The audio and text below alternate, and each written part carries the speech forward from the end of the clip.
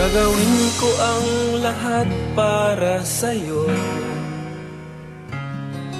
Kung ito ang dahilan upang magkasundo tayo, ito ang tanging paraan na naisip ko upang magkaisa, damdamin mo't damdamin ko.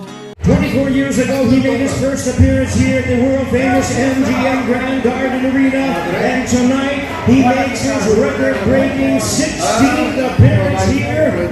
Ladies and gentlemen, please welcome boxing's only 8th Division World Champion, a true legend of the sport, Manny Pacquiao!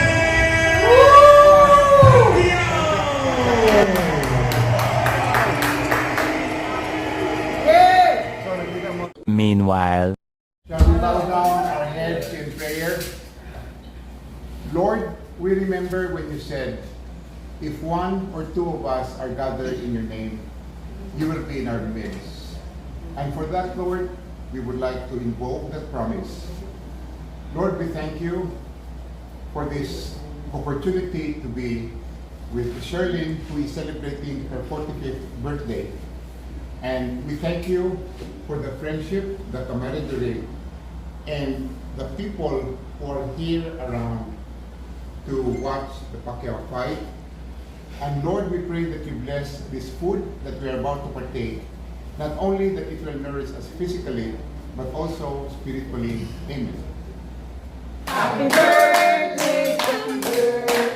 Happy birthday to you. Para sa'yo ang laban na to, para sa'yo ang laban na to.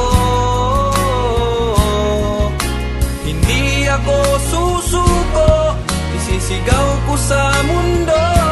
Para sa'yo ang laban na to.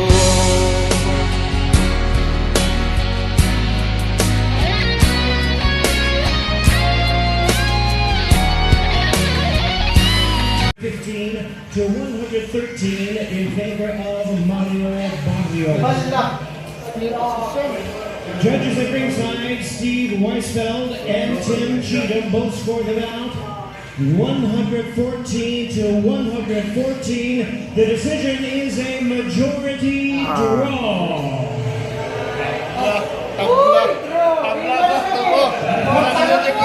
The champion retains his title. Rematch. a few minutes later. Kahit buhay ko'y itataya sa'yo, ipagtatanggol kita gamit ay aking kamao. Ito ang tanging